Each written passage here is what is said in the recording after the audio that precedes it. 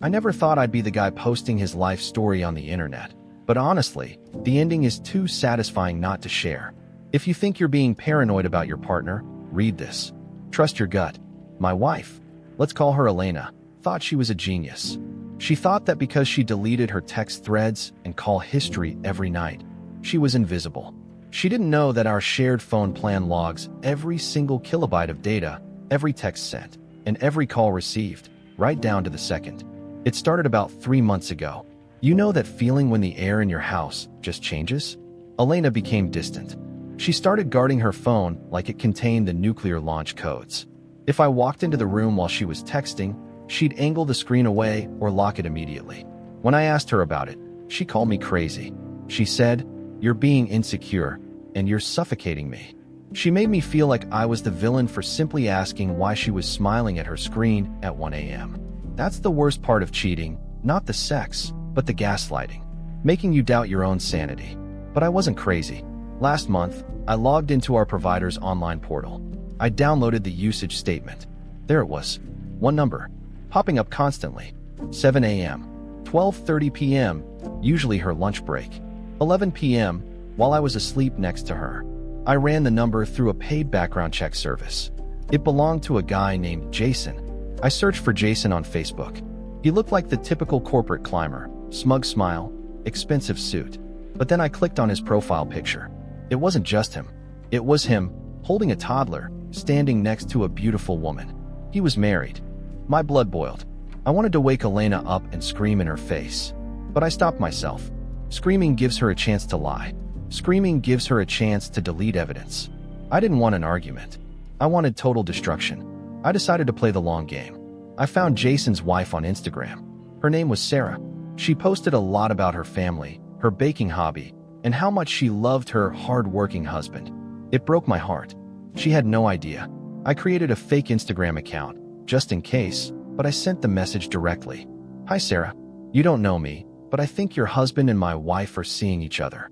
I have phone logs. I'm not asking for money. I just thought you deserved to know." I held my breath. 5 minutes felt like 5 years. Then my phone buzzed. "Send me everything you have. Now." For the next 2 weeks, Sarah and I became the CIA of heartbreak. We moved our conversation to an encrypted app. We created a shared spreadsheet. We compared schedules. On Tuesday, Elena said she had a late meeting. Jason told Sarah he was playing poker with the guys. We checked our credit card statements.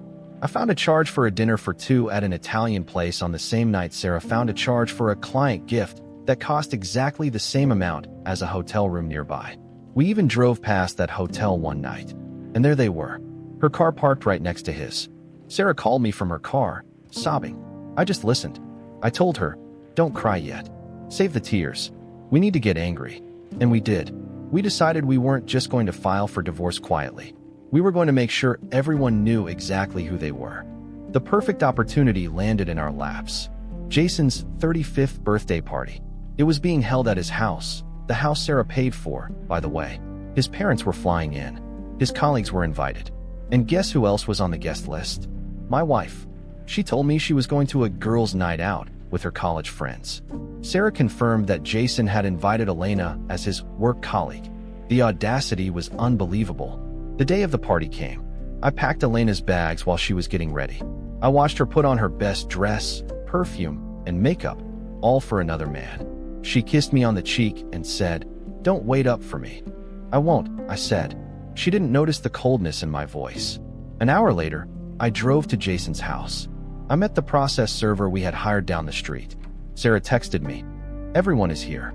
Come in now." I walked up to the front door. I could hear music and laughter inside. I rang the doorbell. Sarah opened it.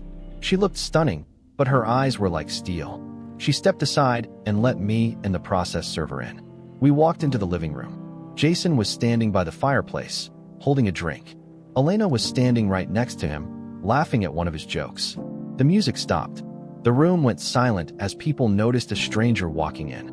"Jason Smith," the process server announced, his voice booming. "Yeah." Jason looked confused.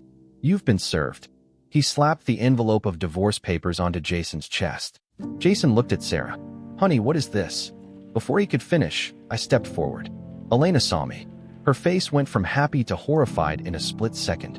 It was like watching a color drain from a painting. She dropped her wine glass. It shattered on the floor, red wine splashing onto her white dress. "Honey," she stammered. "What? What are you doing here?" "Happy birthday, Jason," Sarah said, her voice calm and deadly. "I got you a gift. It's freedom. You can have her." She pointed at Elena. "And happy girls' night, Elena," I said. "I packed your bags. They're in the car." "It's not what you think," Jason yelled, trying to save face in front of his parents. "She's just a co-worker." "Oh, really?" Sarah grabbed the remote control. "Let's check the work emails then." We had connected Sarah's laptop to the massive 75-inch TV in the living room. She hit play. It wasn't a video. It was a slideshow. Hundreds of screenshots. The "I love you" texts. The nude photos they sent each other. The plans to leave us and take our money. The texts mocking me for being clueless and mocking Sarah for being boring. A collective gasp went through the room. Jason's mother looked like she was going to faint. Elena's face was buried in her hands. "Get out," Jason's father roared. Not at us. At his son. "You are a disgrace." Elena tried to run to me, grabbing my arm. "Please, let me explain. It meant nothing. I love you." I looked at her hand on my arm like it was a piece of trash. I shook her off. "The only thing you love is attention. You don't have a husband anymore. You have Jason. Good luck." I turned around and walked out. Sarah followed me out to the porch. We could hear them screaming at each other inside. The implosion was immediate. That was 6 months ago. Sarah and I took them to the cleaners in court. We documented everything. Jason got fired for sleeping with a subordinate. Elena lives in a small apartment now. They broke up after 3 weeks. As for Sarah and me, we aren't dating, but we are good friends. We toasted to our freedom last week.